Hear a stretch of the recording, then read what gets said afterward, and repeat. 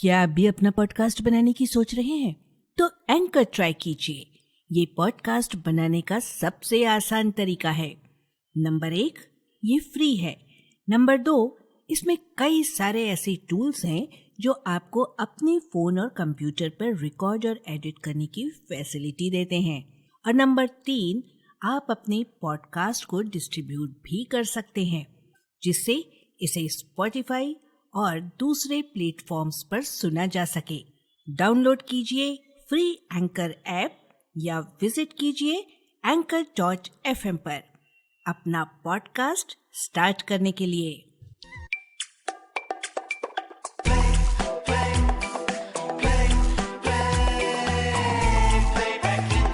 एक गीत 100 अफसाने।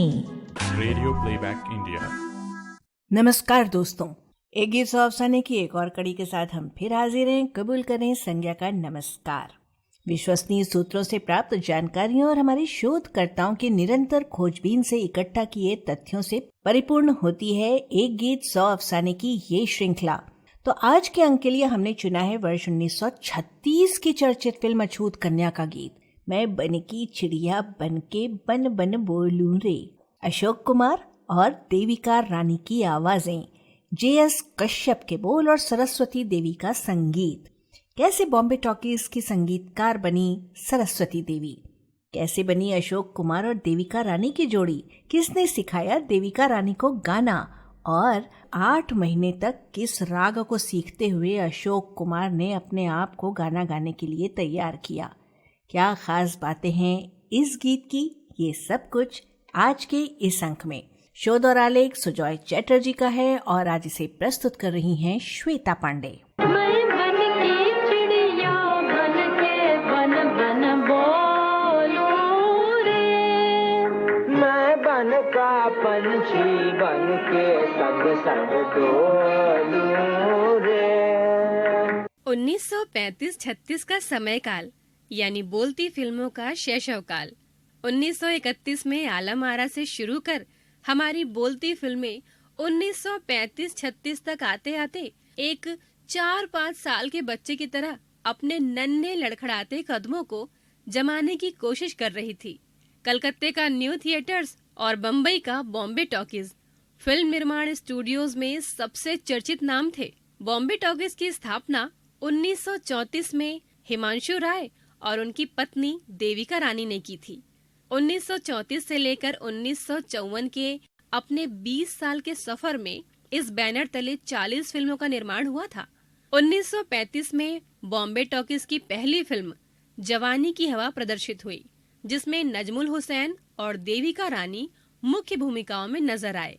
और उस समय बॉम्बे टॉकीज के स्थायी फिल्म निर्देशक हुआ करते थे फ्रांस ऑस्टेन और संगीतकार हुआ करती थी सरस्वती देवी। इस फिल्म के बाद इन्हीं कलाकारों के साथ दूसरी फिल्म जीवन नैया का निर्माण शुरू हुआ, पर निर्माण के दौरान नजमुल हुसैन और देविका रानी एक दूसरे के करीब आने लगे और एक दिन दोनों फिल्म छोड़कर भाग गए। देविका रानी तो वापस आ गईं, पर हिमांशु राय ने नजमुल हुसैन को फिल्म से निकाल दिया। उस समय कुमुद मुलाल गांगुली बॉम्बे टॉकीज में बतौर लैब असिस्टेंट काम कर रहे थे। हिमांशु राय की नजर उन पर पड़ी और इस तरह से जीवन नैया में नजमुल हुसैन की जगह आ गए कुमुद मुलाल गांगुली, यानी कि हमारे दादा मुनि अशोक कुमार, और बन गई अशोक कुमार और देविका रानी की फिल्मी जोड़ी। इस जोड़ी ने फिर आने वाले सालों में बॉम्बे टॉकीज के बैनर तले एक से बढ़कर एक सुपरहिट फिल्में दी।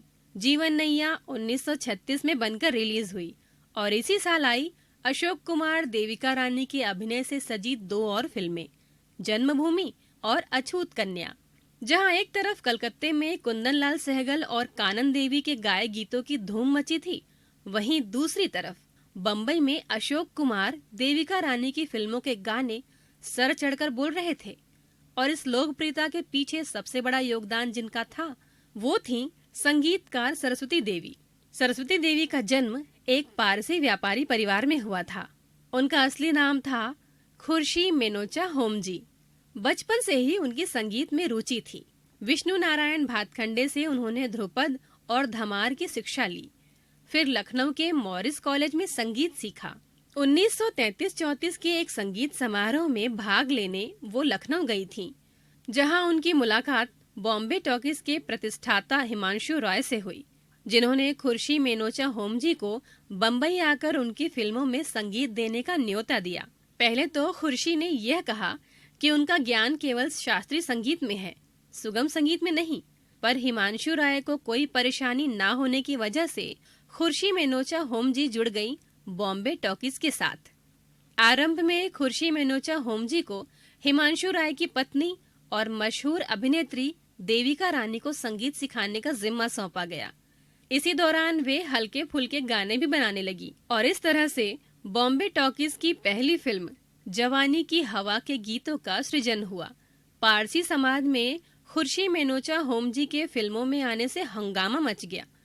उनका घोर विरोध हुआ, पर खुर्शी अपनी राह से जरा भी नहीं डिगी। उन्होंने अपना नाम खुर्शी मेनोचा होमजी से बदलकर सरस्वती देवी रख लिया और एक के बाद एक सुपरहिट गीत रचती चली गईं। फिल्म अछूत कन्या का यह गीत न केवल सरस्वती देवी के संगीतबद्ध किए हुए लोकप्रिय गीतों में गिना जाता है, बल्कि फिल्म संगीत इतिहास के शुरुआती लोकप्रिय युगल गीतों में भी इस गीत का उल्लेख आदर के साथ किया जाता है। दोस्तों, 1935-36 का वह जमाना ऐसा था कि प्लेबैक सिंगिंग की नींव बस रखी गई थी, पर प्लेबैक टेक्निक उतना लोकप्रिय नहीं हुआ था। न्यू थिएटर्स की फिल्म धूप छांव में रायचंद बोराल और जवानी की हवा फिल्म में सरस्वती देवी ने सर्वप्रथम पार्श्व गायन की पद्धति लागू जरूर की, पर फिल्म अछूत कन्या के गाने अशोक कुमार, देविका रानी और सरस्वती देवी ने ही गाए। जैसा कि आप जानते ही हैं कि उन दिनों अभिनेता अभिनेत्री को चाहे गाना आए या ना आए, अपने ऊपर फिल्माए गाने खुद ही गाने पड़ते थे। अपने इसी अनुभव को बड़े रोचक तरीके से दादा मुनि अशोक कुमार ने विविध भारती के 1969 में रिकॉर्ड किए हुए जयमाला कार्यक्रम में बताया था।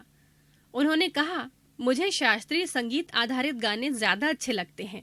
दरअसल जब मैं फिल्मों में आया था 1934-35 के आसपास, उस समय गायक अभिनेता सैगल का दौर था। उन्होंने फिल्मी गानों को एक शक्ल दी और मेरा ख्याल है कि उन्हीं की वजह से फिल्मी गानों को एक महत्वपूर्ण जगह मिली। आज उन्हीं की बुनियाद पर यहाँ की फिल्में बनाई जाती हैं, यानी कि बॉक्स ऑफिस सक्सेस के लिए गानों को सबसे ऊंची जगह दी जाती है। मेरे वक्त में प्लेबैक की तकनीक की तैयारियां चल रही थी। तलत, रफी, मुकेश फिल्मी दुनिया में नहीं आए थे। लता तो पैदा भी नहीं हुई होगी। अभिनेताओं को गाना पड़ता था, चाहे उनके गले में सुर हो या नहीं। इसलिए ज्यादातर गाने सीधे सीधे और सरल बंदिशों में बनाए जाते थे, ताकि हम जैसे गाने वाले आसानी से गा सके। आगे जब दादा मुनि से उस जमाने में उनके द्वारा गाए गीतों के बारे में पूछा गया, तो पता है उन्होंने किस गीत का जिक्र सबसे पहले किया? जी हाँ, फिल्म अछूत कन्या के इस गीत का, मैं बन की चिड़िया बन के बन बन बोलू रे। इस गीत के जरिए उन्होंने एक महत्वपूर्ण पहलू की ओर इशारा किया कि उस जमाने में बॉम्बे टॉकीज की फिल्मों के गीतों में रे शब्द का बहुत प्रयोग होता था। मैं बन की चिड़िया बन के बन बन बोलू रे गीत की तरह और भी ऐसे गाने हैं जिनमें रे का प्रयोग हुआ है। कुछ नाम गिनाएं। ये चल चल रे नौजवान, आओ संग चले हम, चली रे मेरी नाव चली रे, धीरे धीरे आ रे बादल धीरे धीरे जा, मेरा बुलबुल सो रहा है शोर गुल ना मचा, पीर पीर क्या करता रे तेरी ते पीर न जाने कोई। दादा मुनि अशोक कुमार आगे बताते हैं कि फिल्मों में गीत गाने की तैयारी में वे 8 महीने राग यमन सीखते रहे। फिल्म अछूत कन्या के इस गीत की अवधि 2 मिनट और कुछ सेकंड्स है। गीत में मुखड़ा और एक अंतरा है। मुखड़े की धुन को ऑर्केस्ट्रेशन में पिरोकर प्रील्यूड और इंटरल्यूड रखा गया है। गीत के फिल्मांकन में अशोक कुमार और देविका रानी आम के बगीचे में नजर आते हैं। दोनों जाकर एक झुकी हुई टहनी में बैठ जाते हैं और वहीं इस गीत के बहाने हल्की फुल्की नोकझोंक हो रही है। गीतकार जमुना स्वरूप कश्यप ने कितनी सुंदरता से 2 अलंकारों का प्रयोग मुखड़े में किया है।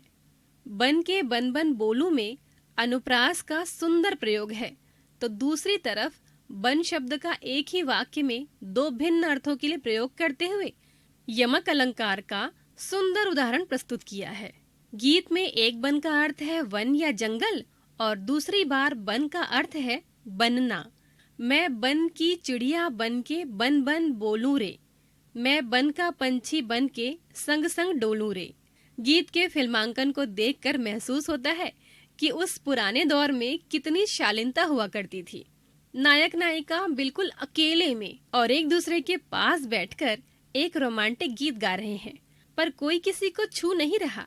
पूरे गीत में बस एक बार अशोक कुमार को देविका रानी का हाथ पकड़ते हुए देखा जा सकता है, लेकिन वह भी इसलिए कि गीत में उस जगह पकड़ने की ही बात हो रही है। वो पंक्ति है, तुम डाल डाल में पात पात बिन पकड़े कभी न छोड़ूं संग संग डोलूं रे। इस तरह से फिल्मांकन की मांग थी कि यहाँ अशोक कुमार देविका रानी का हाथ पकड़े। इस पंक्ति के पूरा होते ही अशोक कुमार उनका हाथ छोड़ देते हैं और पूरे गीत में इसके अलावा दोनों एक दूसरे को कभी नहीं छूते। दोस्तों, गुजर गया वो जमाना कैसा कैसा। उस जमाने की फिल्मों और उन दिनों के गीतों को सुनते हैं तो एक अजीब सा रोमांच हो आता है। क्या कमाल का था वह जमाना जब हमारी फिल्में अपने नन्हे नन्हे कदमों से चलना सीख रहा था, है ना? मैं बन की चिड़िया बन के बन बन बोलूं रे, संग संग डोलूं रे। तो यहाँ आकर पूरी होती है गीत सौ अफसाने की आज की कड़ी। आपको पसंद आई होगी, हमें पूरी उम्मीद है। शोध और आलेख सुजॉय चैटर्जी का है, वाचन स्वर श्वेता पांडे का और प्रस्तुति संज्ञा टंडन की। तो अब आज के लिए दीजिए इजाजत। अगले हफ्ते फिर मिलेंगे एक और गीत की जानकारी के साथ। नमस्कार। एक गीत सौ अफसाने। Radio Playback India.